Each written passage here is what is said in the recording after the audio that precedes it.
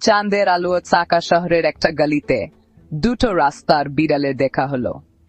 মিলো, একটা লড়াকু ডোরাকাটা বিড়াল, আর লুনা, একটা খুব সুন্দর সাদা বিড়াল। মিলো দেখল লুনা জোনাকি পোকা তাড়া করছে। ও আগে কখনো কারো দিকে চেয়ে মাও করেনি। ও একটা মোলার জুড়ি থেকে থাবা দিয়ে একটা গোলাপ বের করলো আর সেটা লুনার পায়ের কাছে ফেলে দিল। লুনা গোলাপটার দিকে তাকালো আর তারপর মিলোর দিকে। লুনা আস্তে আস্তে গড় গড় করতে লাগলো। ওর চোখগুলো ওপরের আকাশের তারার মতো জ্বল করছিল।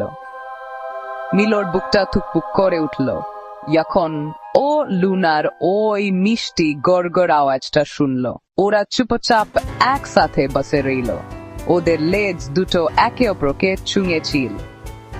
আজানের ধ্বনি যখন ভেসে এলো, মিলো একটু ঝুঁকে লুনার নাকে আলতো করে নিজের নাকটা ছড়ালো। সেই রাতে তারা ভোরা আকাশের নিচে আর পাতার সরসর শব্দের মাঝে দুটো বিড়াল একটা ভালোবাসার গল্প শুরু করলো, এক এক পা করে।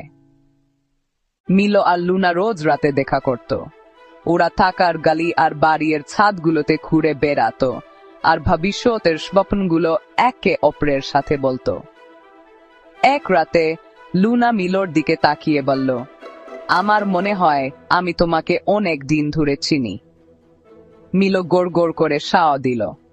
শহরের আলোগুলো তারার মতো মিটামিট করছিল, আর হালকা বাতাসটা আরো অনেক রাতের প্রতিশ্রুতি নিয়ে আসছিল। ওদের দুজনের বুক একই তালে থুকপুক করছিল, ভালোবাসার এক নীরব সুরের মূর্ছনা। অনেক উঁচুতে বসে ওদের নিজেদের অজেয় মনে হচ্ছিল। দুটো মন একে অপরের সান্নিধ্যে আনন্দ খুঁজে পাচ্ছিল। দিন গড়িয়ে সপ্তাহ হলো। ওদের বন্ধুত্ব ভালোবাসায় পরিণত হলো। ওরা একে অপরের থেকে আলাদা থাকতে পারত না। রাস্তার জীবনের সব বাধা একসাথে পার করত। এক বৃষ্টির সন্ধ্যায় ওরা একটা পুরনো ভাঙাচোরা গাড়ির নিচে আশ্রয় নিল। জমজম করে বৃষ্টি পড়ছিল। একটা মিষ্টি ঘুম পাড়ানি গান তৈরি করছিল। মিলো লুনার পাশে গুটিসুটি মেরে বসলো, একে অপরের সাথে উষ্ণতা আর আরাম ভাগ করে নিল। গাড়ির ধাতব ছাদে বৃষ্টির ফোঁটা পড়ার শব্দটা খুব আরাম দিচ্ছিল।